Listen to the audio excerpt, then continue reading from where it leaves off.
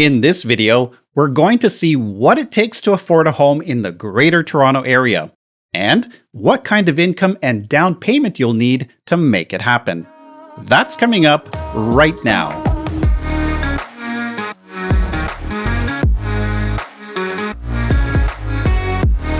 Welcome back, Victor here, taking you behind the scenes of mortgage financing to help you get the mortgage you deserve.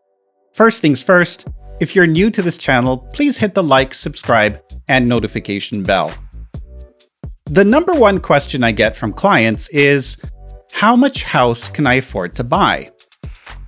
I recognize that buying a house can be quite a challenge, especially in Toronto and the GTA, because of skyrocketing house prices, climbing interest rates, and tougher mortgage rules.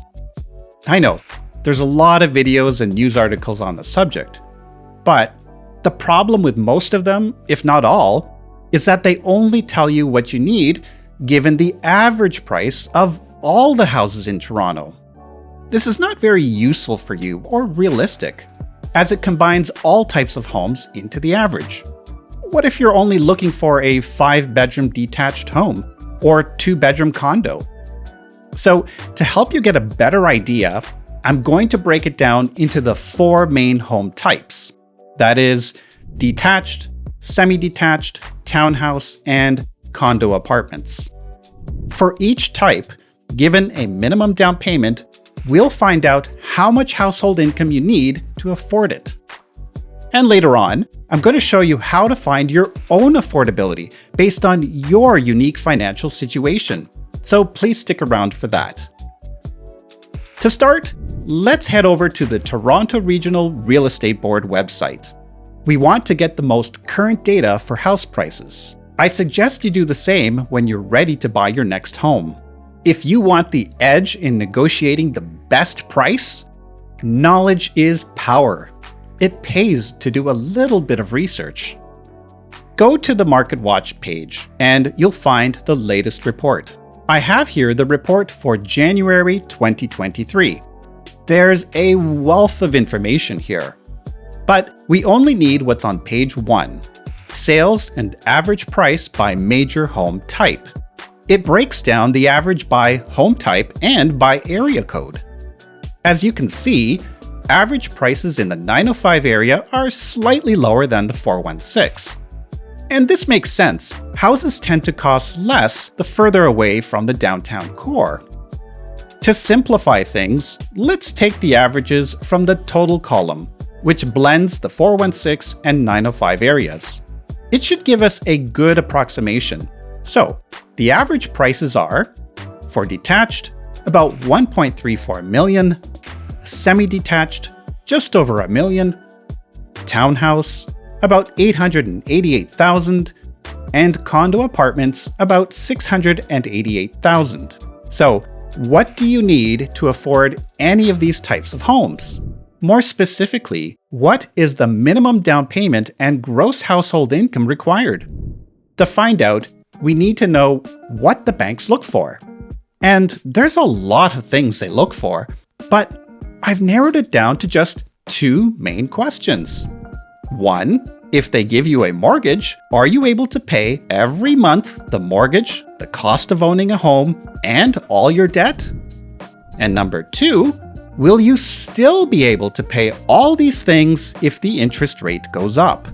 That's pretty much what it boils down to. Yes, they use calculations like GDS and TDS. They scrutinize your credit report and job history, etc., etc. But to save you time, I've done all the calculations for you. Later on, I'll show you how you can do it for yourself. One more thing.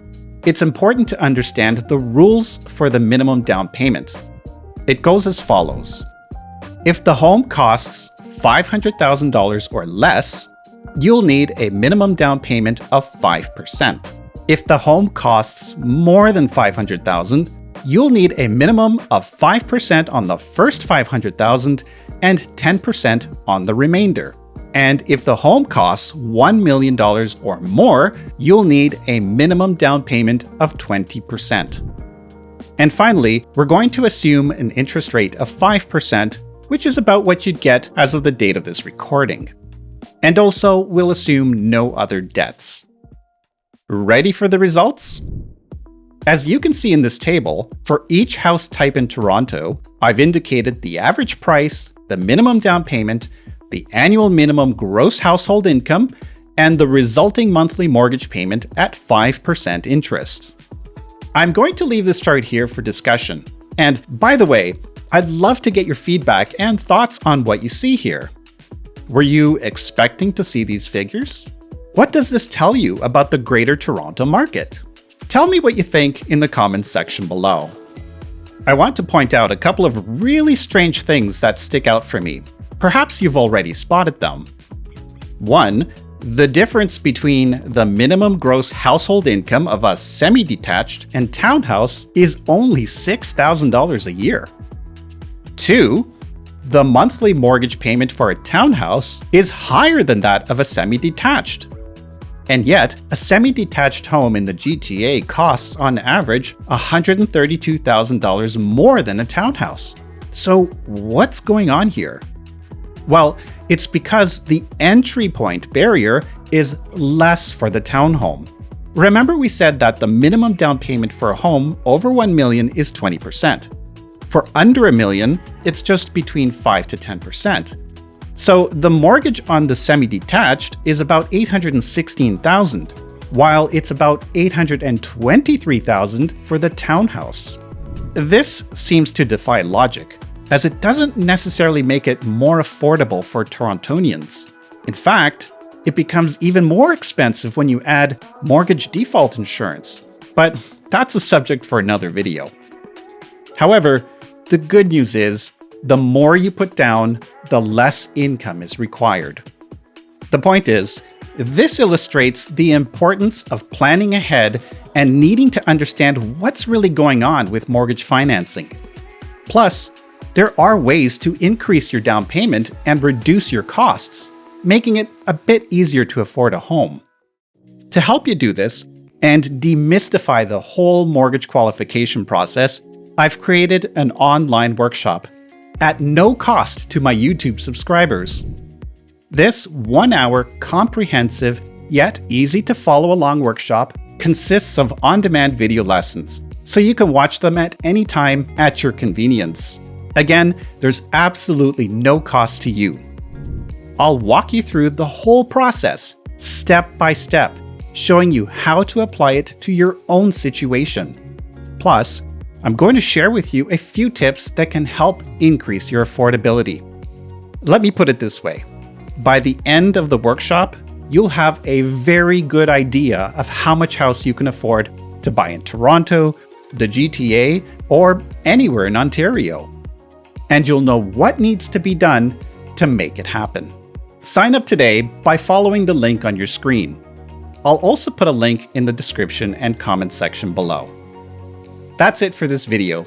I hope you found it informative and insightful. If you did, please hit the like, subscribe, and notification bell. And if you have any questions, feel free to send me an email or call. As always, thank you for watching, and I'll see you next time.